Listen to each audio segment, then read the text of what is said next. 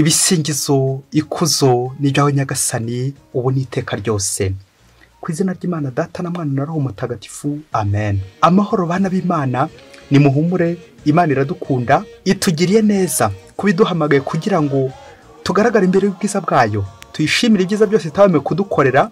Kuri wa gatanu cy'umwaka cya gatatu cya Adventi tariki 22 Ukuboza 2023, ngaho amasomo adufasha gushimira Imana. Isomo rya mbere niyo mu gitabo cya mbere cya Samweli, umutwe wa kabiri umurongo wa mbere wa 4 kugeza ku wa 5, uwa 6 kugeza ku wa 7 n'umurongo wa 8.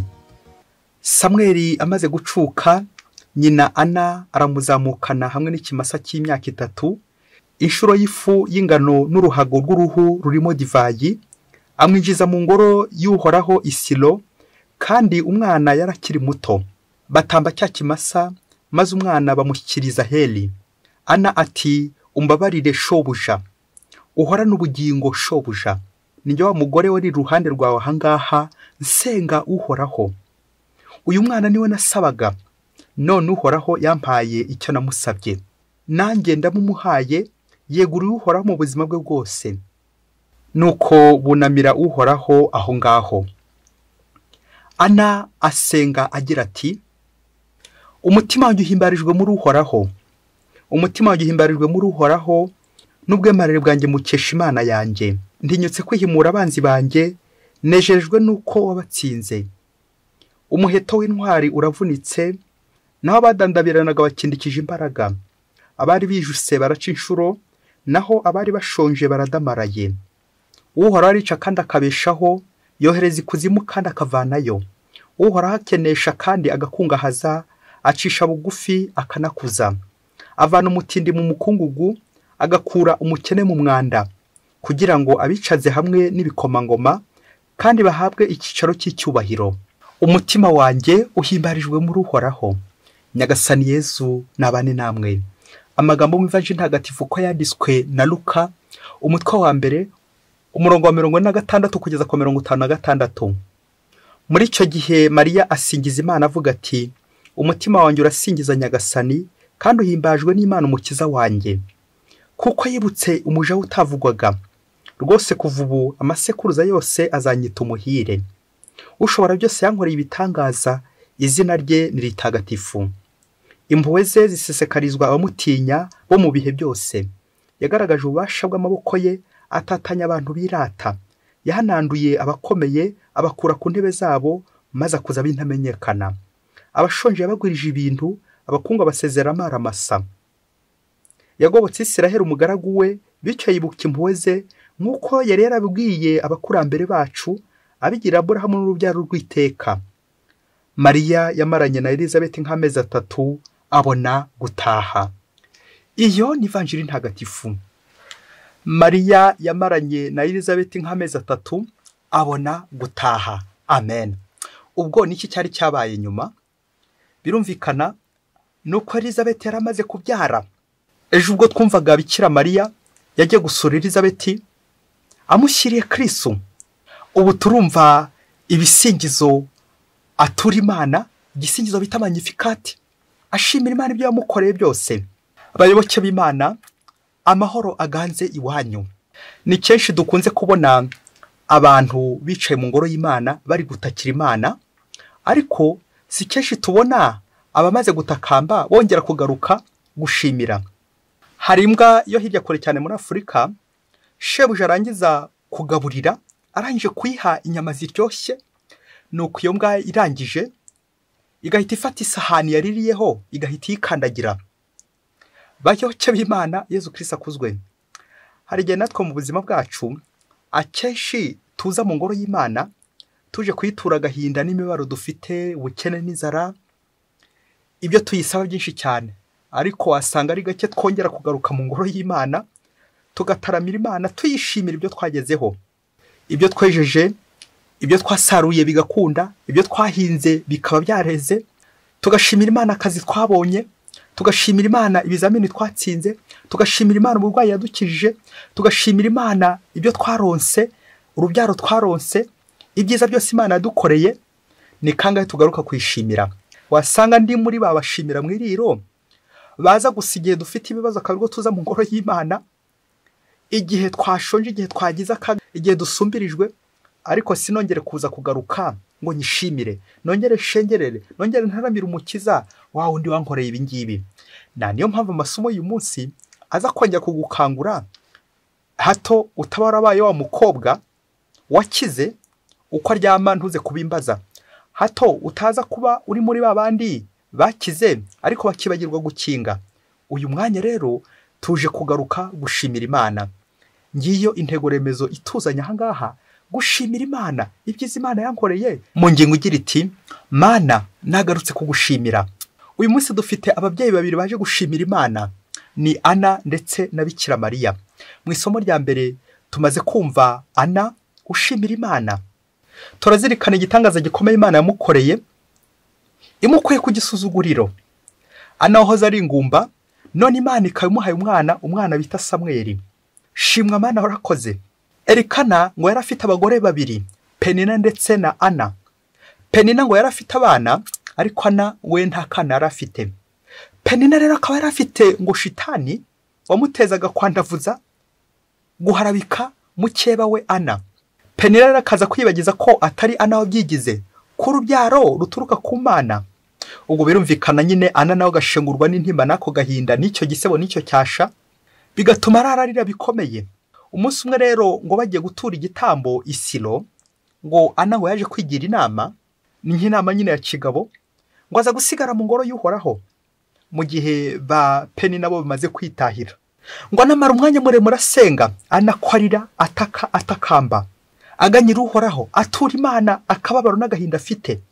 Ikibazo yari afite nyine cya kindi cyamuzinduye, ishavu n'agahinda afite. Ngo Heri umuhereza bitambo ngo amaze kumenya icyifuzo cye, ngo akimugereza ku Mana, ngo nuko aramusubiza ati ngo genda amahoro, kandi Imana y'Isiraheli iguhe icyo wayisabye.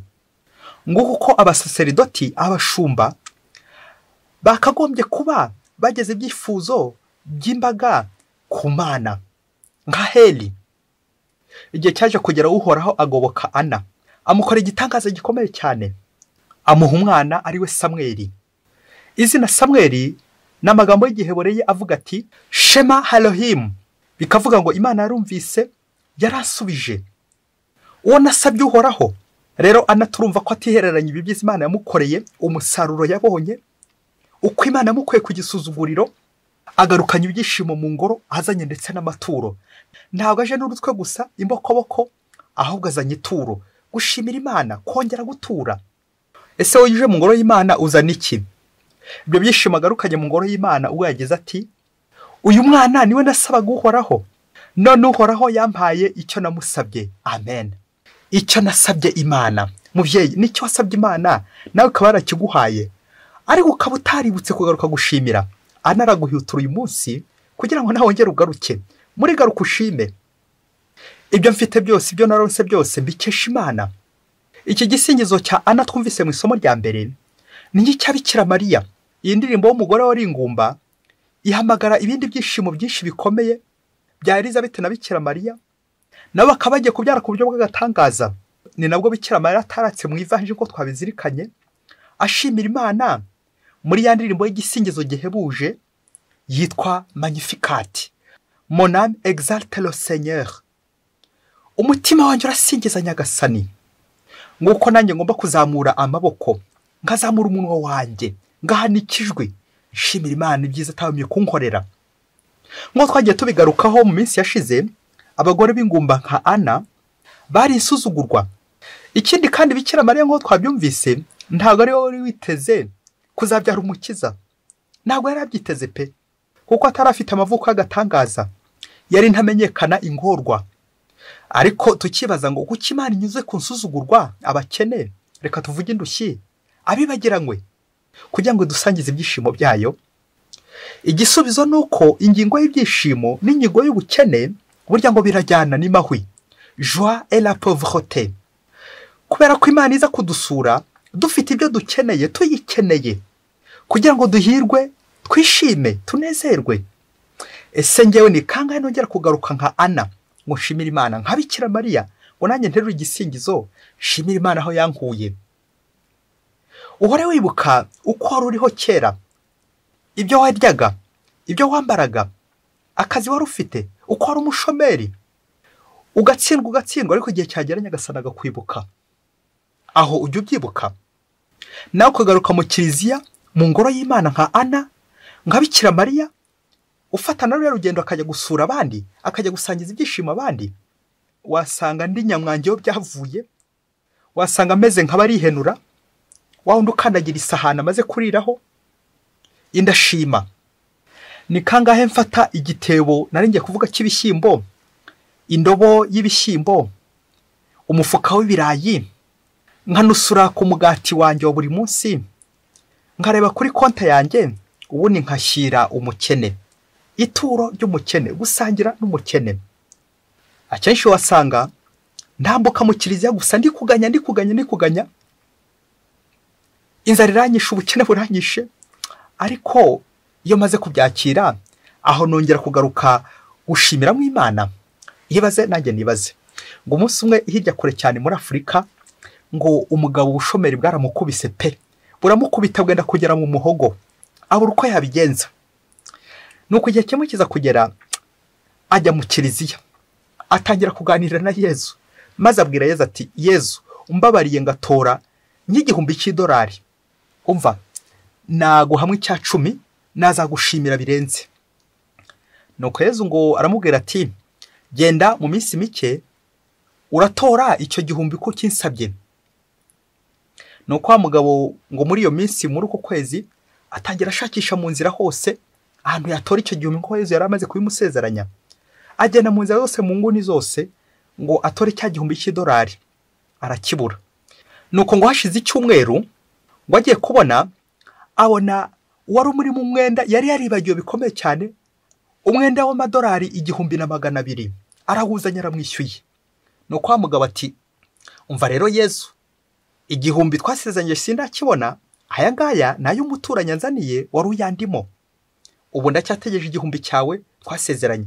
Wa mugabo akomeza gushakisha, akanyura ku nzira akajya gushakisha, ubwo akabagiye no mu ikabare nyine, kugira ngo uko umuturanyi amaze kumwishyura agira uburyo nyine nawe abigaragaza, agira uburyo yishimishamo, agira uburyo yinezezamo. Nuko wa mugabo akomeza gushakisha cya gihumbi Yezu yamusezeranyije. Igihe kindi cyaje kugera, nyuma y'icyumweru, yumva baramuhamagaye bati, ubu ngubu ubonye akazi, uzajya uhembwa amadolari 500 ku kwezi. Wa mugabo n'ibyishimo byinshi yihutira kujya gukora ka kazi, ariko yataha akanyura mu nzira, kuko bari yavuze ko azatora igihumbi, n'ubundi ntiyakibona. Yewe na n'ubu aracyashakisha amafaranga yasezeranye na Yezu ko natora igihumbi azaza gushimira Yezu, akamuha 1/10 kuri amafaranga atoye. Na n'ubu ntarayabona, na n'ubu ntarayatora. Bakristo bavandimwe, Yezu Kristo akuzwe. Nguko kugondoza Imana no gutamenya igihe Imana yaduhereye, no kwihenura ku Mana. None se mubyeyi, ubu koko nawe uracyacunze ko uzatora igihumbi mu nzira? Ngo hari umuntu uzata igihumbi mu nzira kugira ngo ugitore, abari kujya gushimira Imana utange icya 10? Amerwe asubize mu isaho. Nguko uko Imana itugoboka, inyura impande n'impande, inyura inzira zose kugira ngo idusanganire, inyura inzira zose kugira ngo iduhereze ibyiza byayo, ikanyura no kuri uwo nguwo twaribagiye ko dutwaye ideni, Imana ikamuzana, ubwo inzara ikabira kize.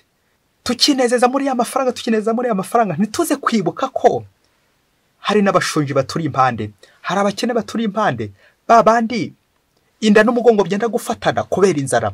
Ariko sinkure nari ngiye kuvuga cya 10 y'amadolari 100 nasezeranye n'Imana, simbe nayakura ngo nsure mu mukene, nsure mu ingorwa, ntabari imfubyi, ndebe abandi badafite kirengera mbagereho. Kandi Imana yampaye ibinyuje kuri wa wundi yani ntanakibukaga. Imana ishobora kuguha inyuze mu kazi, Imana ikaguha akazi, ikaguha n'umushahara mwiza, ikaguha ikiraka gishyushye. Aho jya wibuka gufasha abakene, kurihira abana amafaranga y'ishuri, kwita ku mfubyi, kwita ku bababaye. Imana ikanyuza mu mushahara, Imana ikanyuza mu madeni, abakwishyura amadeni, Imana ikanyuza n'ahandi henshi cyane n'ingufu ufite kugira ngo ujye kuyakorera. Imana ikaguha izo mbaraga, ikaguha umwete, ikaguha izo ngufu. Ariko wowe kubera ubugugu bwawe, kubera ubukene bwawe, umujinya wawe, amaso urayakanuye ngo ugende ushakisha mu nzira hose ahantu igihumbi bagitaye, nta na kimwe uzabona. Uzagikura he ko Nyagasani yarangije kukiguha? Kugondoza Imana mubyeyi. Ngo ubukene butwishe tugakira tukaminuza ibintu tukaba tubifite, ariko ntaba nakwikurira n'agaceri ngo mpereze mugenzi wanjye nawe aze kubaho, aze kugura umunyu, aze kugura agasabuni, muri hira ubwishingizi n'ibindi bikorwa byiza nakora. Ngo kuko Ana uyu munsi akwigisha ko hari ibyo Imana yagukoreye, akongera agakwibutsa, ibuka handi nagukuye, ibuka cya gihe urwaye urembye, ibuka wa muhigo wari wahize, ibuka cya gihe uhize ko ninkurokora uzabigenza utya, ariko wowe wamaze kurokoka. Imana ntiyongeye kurica, Imana ntiyongeye no kwireba irihumye, nta nyinya yongeye kwereka Imana, wahise wigendera. Nuko hoka ku ngeso mbi z'urukozasoni, hoka ku ngeso mbi z'ubusambo, hoka mwikabare. Niko mubyeyi, mwikabare koko niho ugiye gushimirira Imana. Uraza gusarura y'iki? Ubusinzi. Nusinda ntuza kongera kwibuka wa mukene, nusinda uraza kuba warangije gusandaza y'amafaranga, none se uzongera usanganira Imana ute? Gusenga bizaba birangiye, ntabwo uzongera kubona umukene kuko wari kumubona nyine mu isengesho, wari kumubona wagiye mu kiliziya, ariko imbaraga zacitse, kiliziya ntiyongeye kuyijyamo. Kubera iki? Warihenuye. Abantu benshi twagiye twihenura. Ana uyu munsi aje kukwibutsa inguni zose wagiye wihenuramo, maze wongere ugaruke ku muhigo wahigiye Imana. Umuhigo nahigiye Imana, icyo nasabye Imana aho warakibonye. Biranashoboka ko utarakibona, ariko saho nukibona nawe ntuzajya guca umuti wa mperezayo, kaza kurangira uri mu nzira ugenda ushakisha ngo Imana izampa ngo nintorana n'amafaranga, uzayatora uyakuye hehe? Izo yose ukayizenguruka uri kureba ahantu Imana ngo yataye amafaranga, ukagenda uzerera inzira yose, imihanda yose ngo uri kureba ahantu Imana yataye amafaranga. Ntaho uzabona, kuko Nyagasani ntago ari ikivejuru, afite uko akora n'uko akoze, afite abakoresha kugira ngo abagutumeho. Aho ngaho ujye ubona intumwa z'Imana, ujye ubona abaheri. Hari uburyo bwinshi bwo gushimiramo Imana: gutanga icyacumi, gutanga ituro ryo gusana kiliziya yawe, ingoro yawe, paruwasi yawe. Aho ujye usanganira paruwasi yawe, ugira uburyo utanga ituro muri paruwasi yawe kugira ngo yishyigikire, irusheho gutera imbere. Urusengero usengeramo, paruwasi usengeramo, kiliziya usengeramo, ugira uruhare ruhe mu iterambere rya kiliziya yawe, mu iterambere rya paruwasi yawe, mu iterambere ry'urusengero rwawe. Ibikoresho ikoresha, wasanga nawe ujya utererana abandi, ntiwigere utura ukinumira. Kandi Nyagasani yaraguhaye, ufite amakonti afiningiye, ariko uri kuvunisha abandi. Abandi nibo batura gusa, nibo batanga icyacumi, nibo batura, none warabavunishije. Warangiza ngo uri umukristo w'indani, kandi abandi warabavunishije. Nta turo utanga, nta cyacumi utanga. Anarikorera ituro agasubira mu ngoro y'Imana, hahandi yakuye umwana. Birumvikana niba umwana waramukuye kwa mupfumu, nawe uzajya gushimira umupfumu. Ariko niba umwana waramukuye ku Mana, niba akazi ufite waragakuye ku Mana, niba umusaruro ufite waragakuye ku Mana, n'ubundi niho uzagaruka kuyishimirira. Niba ari mu ngoro wakuye, n'ubundi ntakizakubuza kuyishimira. Rero uzirikane neza Imana yakugirira uyu munsi, bityo ukora umukoro. Noheli iregereje, gusangira Noheli n'abaciye bugufi n'abakene, gusangira Noheli n'abagowe. Urebe wongere unusure ku igaburo ryawe rya buri munsi, maze ushyire abakene. Urebe impande n'impande abaturanyi aho bari, babandi bababaye, babandi badafite icyo kwambara, babandi badafite icyo kurya, babandi batari kwirihira ubwishingizi kugira ngo bivuze, babandi batagera kwa muganga kuko babuze icyo batanga kwa muganga, babuze amafaranga yo kubavuza. Abose ubagereho. Ibyo ni ryo turo ryawe, uko niko gushimira Imana. Icyo nicyo cyacumi rega. Nyagasani ntabwo aza mu cyuka, Nyagasani ntabwo aza nk'ikivejuru, ahubwo akoresha abo ngabo, agakoresha umukire kugira ngo agere ku mukene, agakoresha ufite kugira ngo agere kuri wawe udafite. Wasanga umurimo wawe wo kugera ku bandi warawujugunye. Gusangira Noheli n'abakene, abarwayi, indembe, indushyi, utangira ubyitegure. Noheli yageze. Uri intumwa ya Nyagasani muri abo baciye bugufi. Imana ikomeze kugirira neza kandi ikongerere imbaraga. Mwese Imana ibahe umugisha. Imana Data na Mwana na Roho Mutagatifu. Amen. Padiri Masumbuko Ladislas wa Diyosezi ya Cyangugu.